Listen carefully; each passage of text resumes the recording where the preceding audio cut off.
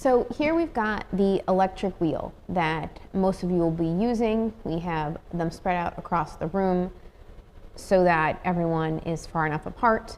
So when your wheel is clean, you'll have the stool on top, you've got the foot pedal, and the wheel itself that's clean. So if we take off the stool,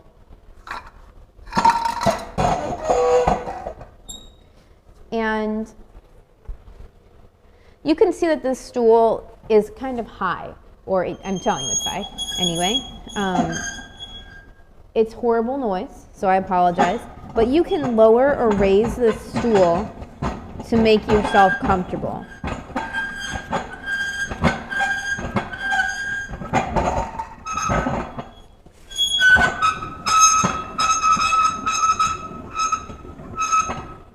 I generally like the stool to be about level with this wheel head, depending on your body, how tall you are, if you have any issues with your back or bending, you might like it a different height. But the goal is for you to feel nice and centered on the wheel. You can get right up to it. Your eyeball is right over the center of it. And you feel secure, you feel stable. In other videos we'll talk about throwing is a lot about how you hold your body and how you think about what you're doing. This is just to show you how to get set up. So I've got my stool level, I'm in a good position. My foot pedal could be on the floor to use with my dominant foot, or some people do actually like to leave their foot pedal up here so they can kind of control with their hand.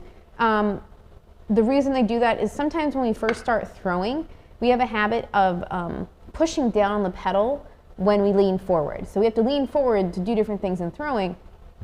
And if you push down on the pedal, your wheel will speed up, which is not what you want. So sometimes if you find yourself doing that, you can leave it on here and use your hand. You can also put your feet on the rungs instead of on the pedal all the time and just tap it with your foot when you need to. This also makes your thighs a little bit higher so you can lean on them instead of the wheel, the splash pan, which is also nice. This splash pan is large side towards me, little side away from me. If you've thrown before, you'll think it's backwards. But because these things loosen up over time, doing it this way makes it so that you won't push your splash pan up against your wheel head. So put the large side towards your body, the little side away from your body, and they come apart with these little tabs. You push down and away, and it pulls off, and then you slide it back under, push it in, it'll lock in, and you're good to go there. So the wheel should be turning counterclockwise when you are throwing. If your wheel is turning the opposite direction, there are two ways to go about this. This is the on-off switch. You should always turn your wheel off when you're not throwing. Some wheels have another switch right here that'll say forward, neutral, reverse. And so you can just flip that switch. This wheel doesn't have that. Behind this box is a big white plug. And if you were to get down and look, you would see that there is a plug here. And it's a two-way plug, which means I can have it plugged in one way and it goes forward. And if I flip the plug over and plug it back in, it'll go the other direction. So none of the wheels really should be set to that other position, but if they are, that is how you change that.